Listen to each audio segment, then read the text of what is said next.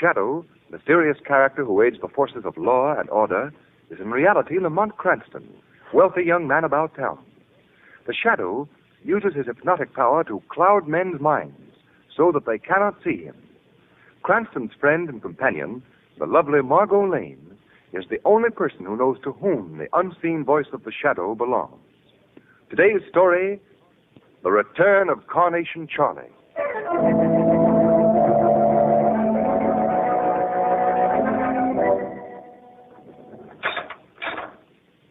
Well, Warden, good to see you.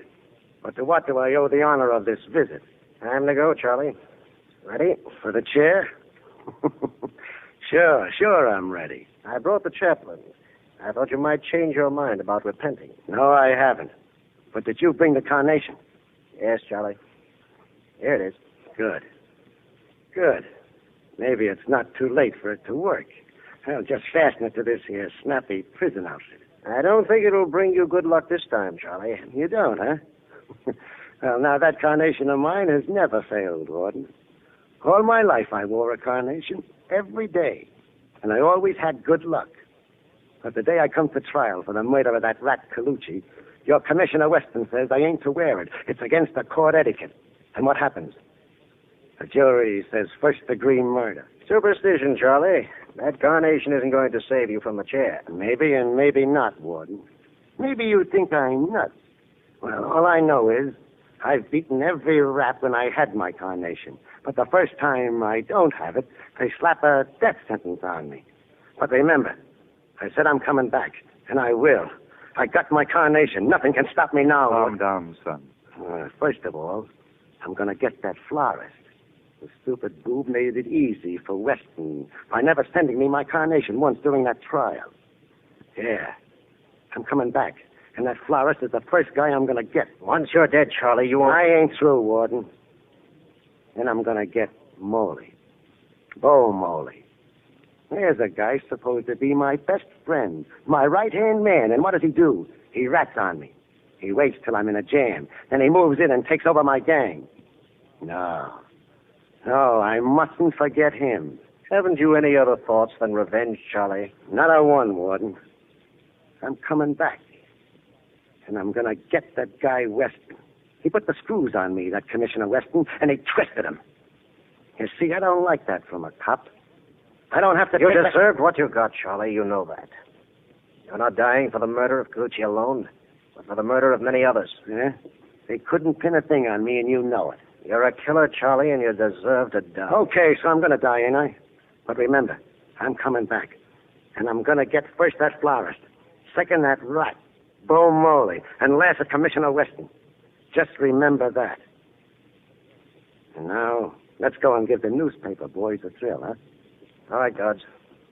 Like the prisoner on both sides. Chaplain, whether he wants it or not, if you will. Certainly. All right, Charlie. Let's go.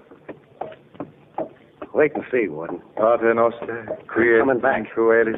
Just remember that.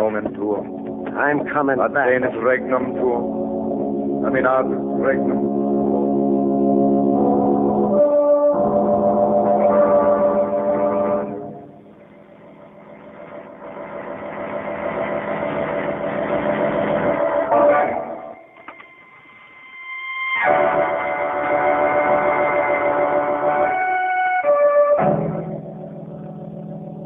I pronounce this man, known as Carnation Charlie, dead.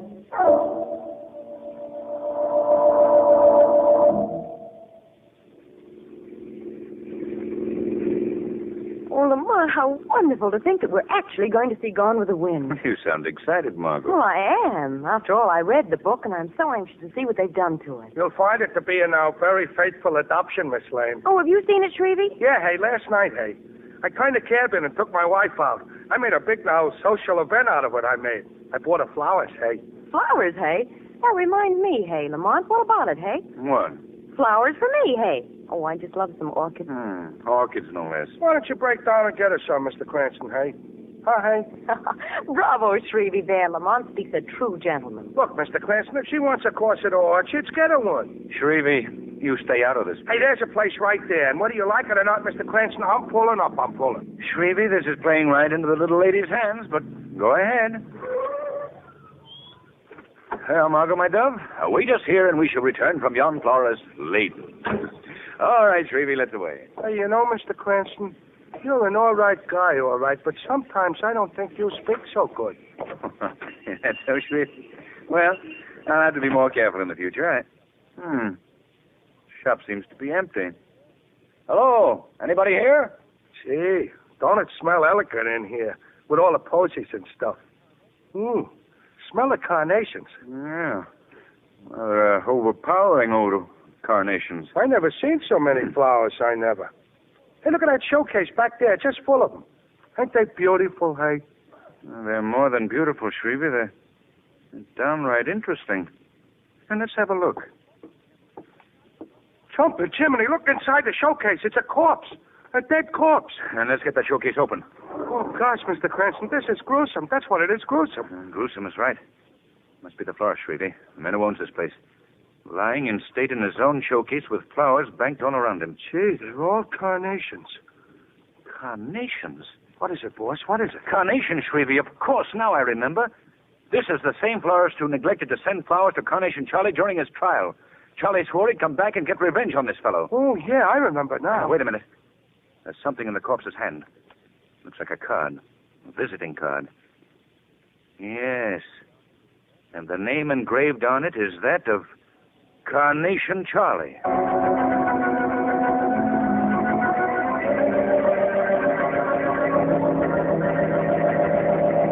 Come on, Commissioner Weston, open up. We've got to get a story for our papers on this Carnation Charlie case. What are you doing about it? Now, why don't you boys give me a break? You know everything I know. Carnation Charlie was executed over a month ago. Whoever killed that florist must be a pal of Charlie's. Couldn't be Charlie himself. What about the fingerprints found on that visiting card? Well, fingerprints have been duplicated before. Well, you've got to admit it makes a swell story, Commissioner. First, the ghost of Carnation Charlie kills the florist but double-crossed him on the flowers. That's according to schedule. Ah. Then the next on Charlie's list will be Bo Moley, his former henchman who took over. And after that, it will be you. He swore to get you, Commissioner, and he will if you don't get him first. Fellas, the whole thing is a... May I come in? Cranston, for the first time in my life, I'm glad to see you. Hello, Miss Lane. It's good Hello, to see you, Commissioner. too. Well, Commissioner. Goodness, think we're in the right place, Lamont? All right, boys, all right. On your way. Right. And listen, give me a break in anything you write, will you? Let's see. Sure, you know us, Weston. Anything for a pal. Well, Commissioner, you look pretty tired. Carnation Charlie giving you sleepless nights? Cranston, I've seen some screwy ones, but this is the most impossible case I've ever come up against. Which means, Commissioner, that you're in a spot. Well, I'm not worried. No? Well, not terribly worried, anyway. Never have believed in ghosts, and if it's something human I'm dealing with, I can handle it. Yes. But I wonder if it is. What do you mean? I don't know exactly, Commissioner. It's just a feeling I've got that... Oh, say, I almost forgot. There's a package for you. The man at the desk asked me to bring it in. Oh, thanks. Excuse me, will you, while I open this? Oh, go right ahead. Wonder what it can be. Take away, Commissioner. It feels like a box of some kind. Might almost be a... Cranston. What is it? A miniature coffin, Margo. Coffin. There seems to be the smell of it. Let me get this lid off. Good heavens. It's filled with carnation. White carnation. There's a card. Visiting card on top. It says, after Moldy, you come next.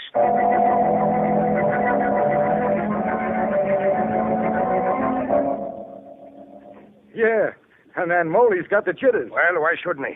He got that little coffin of carnations. Didn't he? Carnation Charlie said he'd come back, and he has. He got that florist, and now my brother's next on the list. What did Molly call this meeting for anyway? You gonna take a run out? You got me. All I know is Bo's scared to death. He shouldn't have ratted on Charlie because... So, I should never have it on Charlie, eh, Luke? Now, don't get me wrong, boss. I call you guys together because we got to choose a new leader. New leader? What do you mean? So Luke was right. I shouldn't have ratted, so I'm leaving town. Anyway, something important's come up out of town. I got to attend to it as soon as I can. That something wouldn't be a small coffin full of carnations, would it, Bo? What do you mean? That's the matter, Bo. You afraid Carnation Charlie's going to get you? Maybe I am smart guy. Maybe I'm afraid that... No, I'm off of my nut. Sure, Charlie, he's dead. He's 6 foot and under, ain't he? He can do me no harm. Think that me, Bo Molly's afraid of a dead guy? Because if you do, you got another thing coming. Hey, boss. Look over there. Charlie. Carnation Charlie. He looks like he was just dug up. Maybe I was just dug up from the grave, but I come back. Hey, Charlie. Now listen, pal, I come back to get you, Bo. I want to tell you a little story about the death house first. They put me in the chair and strapped me in. Then they put electrodes on my leg and on my head. Yes, I know. Then a priest started to intone so as I could go without anything on my mind. And then they threw a switch. See the picture, pal? Sure, I see it. 2,000 volts go through my body. 2,000 volts. And the motors die out. And a slow voice. I pronounce Carnation Charlie dead. But they forgot one thing, pal. I had on my carnation. Hey, what do you want, Charlie? You, Molly. Oh, no. I'm going to get you now. Oh, no. Now, listen, Charlie. I can explain everything. See? You got nothing to explain, pal. I'll do the talking from now on. Well, boys, any of you got reasons why I shouldn't knock off Molly? Hey, please, Charlie. Be reasonable, will you? Put down that gun. I'm talking to your mob now, pal. You see, I don't want to kill you if any of them should tell me why I shouldn't do it. How about it, Joe? You can kill him for all of me, Charlie. Joe, you rat. Shut up. You. How about you, Luke? If you're after him, I guess I can't stop you, can I? Yes, you can't, Luke. In the name of heaven, have a mercy, Charlie. I'm sorry for what I've done. Are you, Molly? Now, ain't that nice? Okay, Louie. That leaves only you. What are your feelings about my knocking off our friend? I said, what are your feelings about knocking off our friend? What do you want? I should vote for my own brother's death? Even you, Charlie, wouldn't expect that, huh? Oh, yeah. Yeah. Silly of me to have forgotten that you and Bo were brothers. Well, now that makes it easier. What's on your mind, Charlie? You'll find out, Bo. Louie, I don't particularly like bumping rats off, so I'm going to let you do this job for me. Hey, what do you mean? No, Charlie, you don't want me to kill my own brother. That's exactly what I want. Pick up that Tommy gun at your side. Oh, I can't do it. I won't. You'll pick up that Tommy gun and I'll blast you from here to Kingdom Come. All right, Charlie. Louie. Now what? Louie, you fool. You're going to do this to me. And Louie, pick a good spot so it'll be over quick and let him have it. Louie, please. Okay. Please, Louie. Here it comes. I'm sorry, Bo.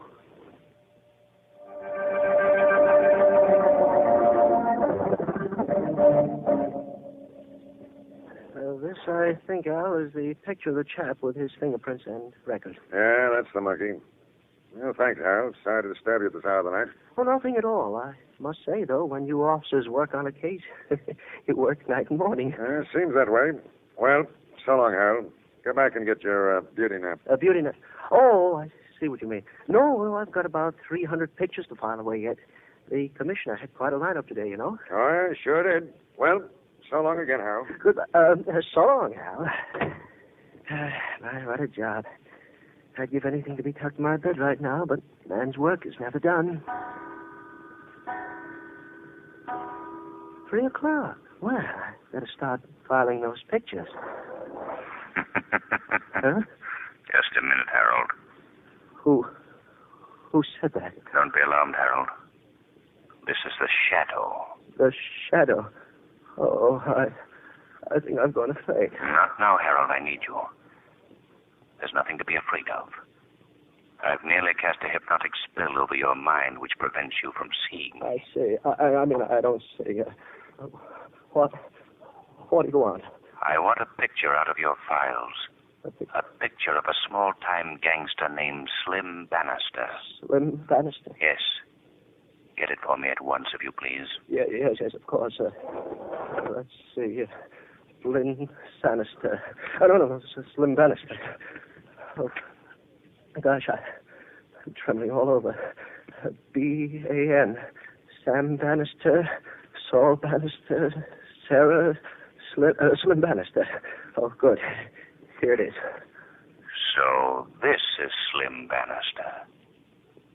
Well, Slim, maybe you're the answer to the riddle of a dead man returned to life.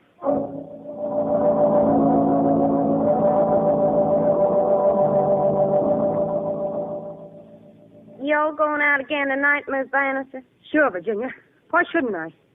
Slim never give me any good times, did he? Always sick like he was. But that man loved you, Miss Bannister. He sure did. Oh, you talk too much. Get my mink wrap. I'm going out. Yes, ma'am, I'll go and... There's another thing, that mink wrap. Where'd you get the money to buy you a mink wrap? You never had no money when Slim was here. Just as soon as that poor man ain't here, you got all kinds of money. Where'd you get that money, Miss Bannister? Where that money come from is my business, see? On the contrary, Mrs. Bannister, I think it's my business as well. Who said that?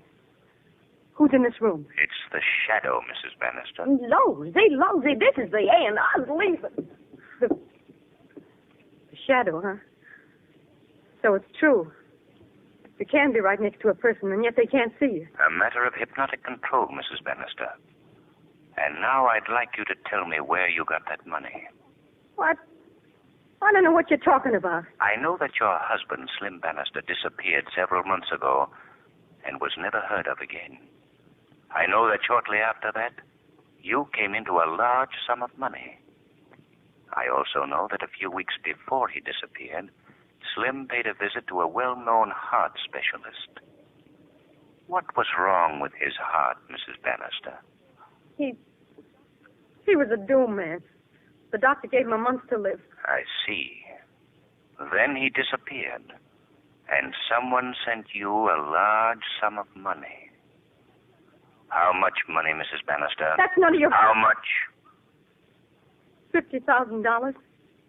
I see. Who sent it? I don't know. It came in an envelope. There was a note that said, "This money belongs to you. There are no strings attached to it. Use it any way you like."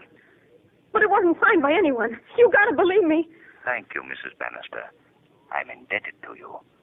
You've told me what I wanted to know.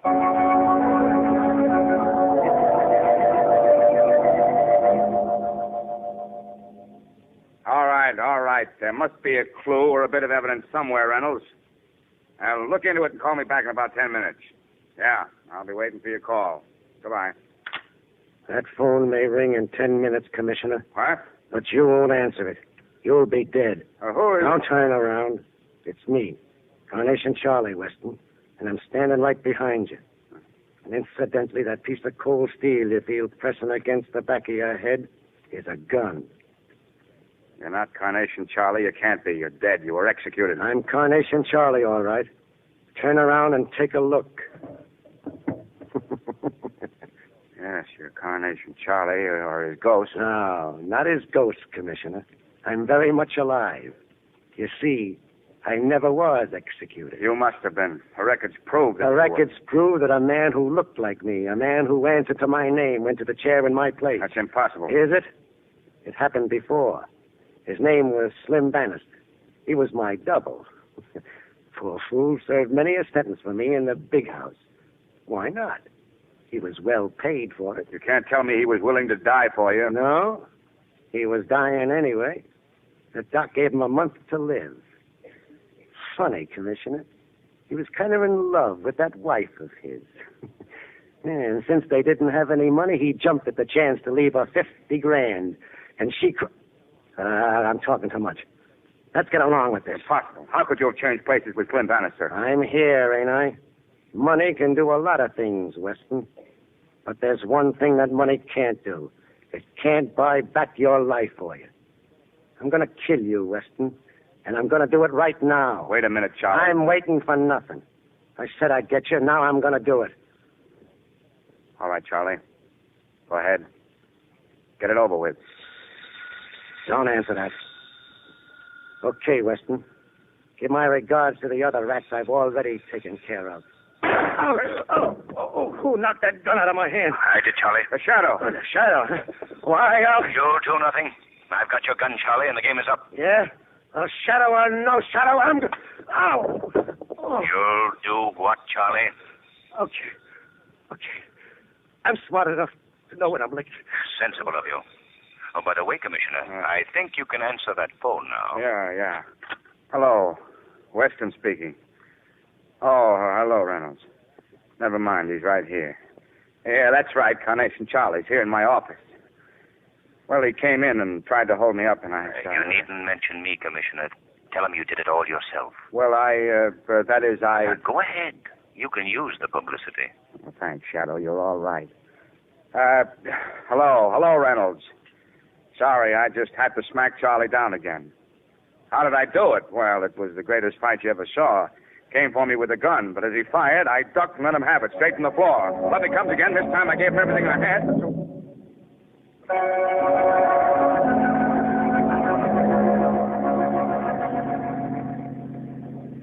Lamont, how did you find out about Slim Bannister?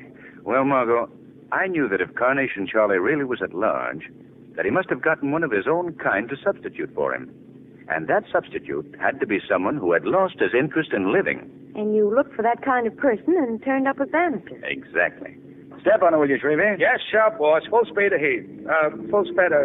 Okay, boss. May I ask where we're going? To see Gone with the Wind. But our tickets were for the show 3 nights ago.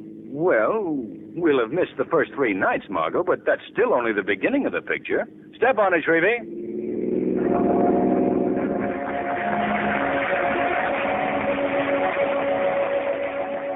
Today's story is based on a story copyrighted by the Shadow magazine.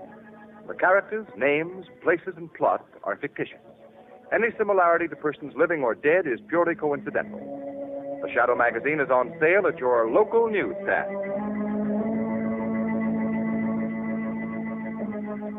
The weed of crime bears bitter fruit. Crime does not pay. The Shadow knows.